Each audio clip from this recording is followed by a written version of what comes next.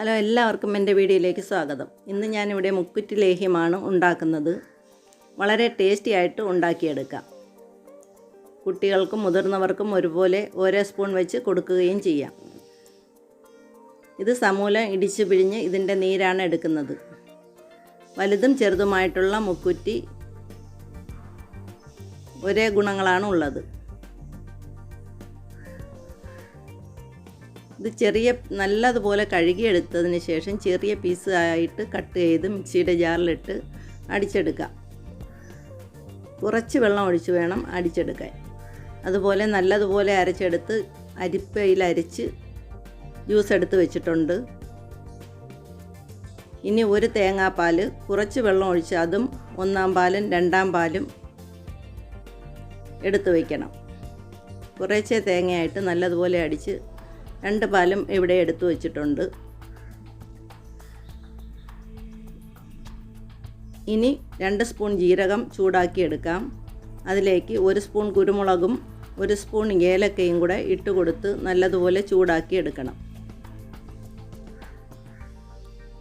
ഇത് മിക്സിയുടെ ചെറിയ ജാറിലിട്ട് പൊടിച്ചെടുക്കാം. പൊടിച്ചെടുത്തതിന് ശേഷം അതിലേക്ക് തന്നെ കൽക്കണ്ട് 3 സ്പൂൺ ഇട്ട് കൊടുക്കണം. അതും ഒന്ന് നല്ലതുപോലെ പൊടിച്ചെടുത്ത് വയ്ക്കുക.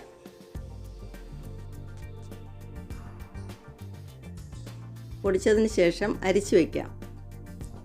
പിന്നെ കരിപ്പട്ടി ഉരുക്കിയെടുക്കണം. ഒരു കരിപ്പട്ടിയാണ് ഇതിന് വേണ്ടത്. 400 ഗ്രാമിൻ്റെ ഒരു കരിപ്പട്ടിയാണ്.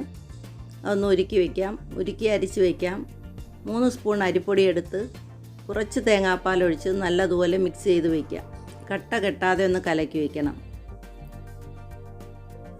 പിന്നെ ചുക്കുപൊടിയും 100 ഗ്രാമും ഉലുവ പൊടിച്ചതും 100 ഗ്രാമാണ്.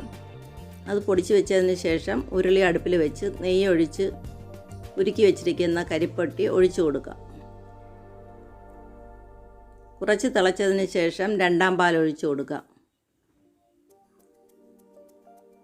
അതും തിളച്ചതിന് ശേഷം മുക്കുറ്റി പിഴിഞ്ഞ് വെച്ചത് ഒഴിച്ചു കൊടുക്കാം.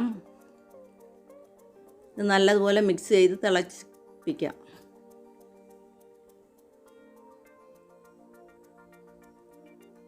ഇത് കരിയടുപ്പിൽ വെച്ചാണ് വറ്റിക്കുന്നത്.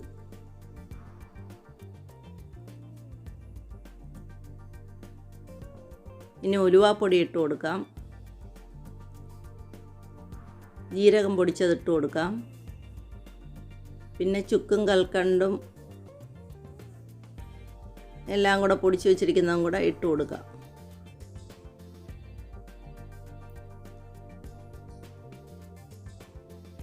വലിയ തീയിൽ കരിയടുപ്പിലിട്ട് ഉരുക്കിയെടുക്കാം.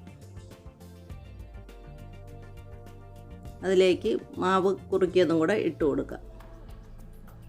അപ്പോൾ എല്ലാ പൊടിയും ഇട്ടിട്ടുണ്ട്.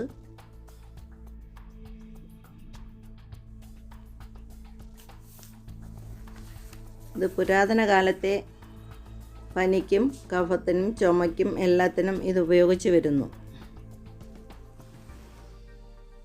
വാതകഫ പിത്ത രോഗം എന്നാണ് പറയപ്പെടുന്നത്. എല്ലാ രോഗങ്ങൾക്കും ഇത് ഉത്തമമാണ്. ഷുഗർ മാറ്റുന്നതിനും ഇത് വളരെ ഉപകാരപ്പെടുന്നൊരു മരുന്നാണ്. വെള്ളത്തിലിട്ട് തിളപ്പിച്ച് കുടിച്ചാൽ മതി. തിളപ്പിച്ച് വറ്റിച്ച് ജ്യൂസാക്കി കുടിക്കണം. ഇത് കുറുകി വരുമ്പോൾ 1 സ്പൂൺ നെയ്യ് ഒഴിച്ച് കൊടുക്കണം. ഇടയ്ക്കിടയ്ക്ക് 1 സ്പൂൺ നെയ്യ് ഒഴിച്ച് കൊടുക്കുമ്പോൾ അത് ഇളകാനും കുറുകി വരാനും നല്ലതാണ്. അടി പിടിക്കാതിരിക്കാനും എല്ലാം ഇടയ്ക്കിടയ്ക്ക് 1 സ്പൂൺ നെയ്യ് ഒഴിച്ച് കൊടുക്കണം.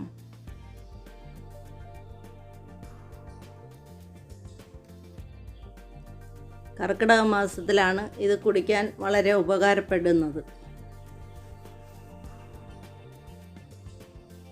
വളരെ നല്ലതാണ്. ഇത് കർക്കിടക മാസത്തിൽ തന്നെ ഉണ്ടാക്കി എടുക്കണം.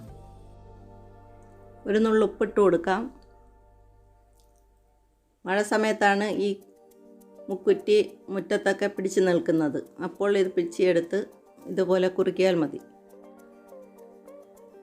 നല്ലതുപോലെ കുറുക്കിയതിന് ശേഷം ആറിയതിന് ശേഷം കുപ്പിയിലാക്കാം. ഉടയുന്ന കുപ്പിയിലാക്കി സൂക്ഷിച്ച് വയ്ക്കാം. ഉണങ്ങിയ സ്പൂൺ കൊണ്ട് 1 സ്പൂൺ എടുക്കാം. ഒരാഴ്ച വരെ ഒരു കേടും പറ്റാതിരിക്കും. പിന്നെ ഫ്രിഡ്ജിൽ വെച്ച് സൂക്ഷിക്കണം.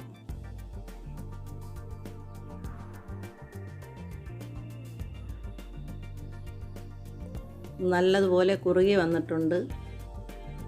കുറച്ച് നേരം കൂടി ഇതൊന്ന് കിണ്ടിയതിന് ശേഷം അവസാനം ഇത് ചെറിയ തീയിലാണ് കുറുക്കിയെടുക്കേണ്ടത്. ഇത് നല്ല പരുവമായിട്ടുണ്ട്. ഇനി ഇത് ആറുമ്പോഴത്തേക്ക് കട്ട പോലെ ഇരിക്കും. തീ ഓഫാക്കാം. ഇനി ഇത് ഉടയുന്ന കുപ്പിയിലാക്കി അടച്ചതിന് ശേഷം ആറിയതിന് ശേഷം മാത്രമാണ് കുപ്പിയിലാക്കുന്നത്. ഇതുപോലെ ഓരോ സ്പൂണായിട്ട് കോരിയെടുക്കാം.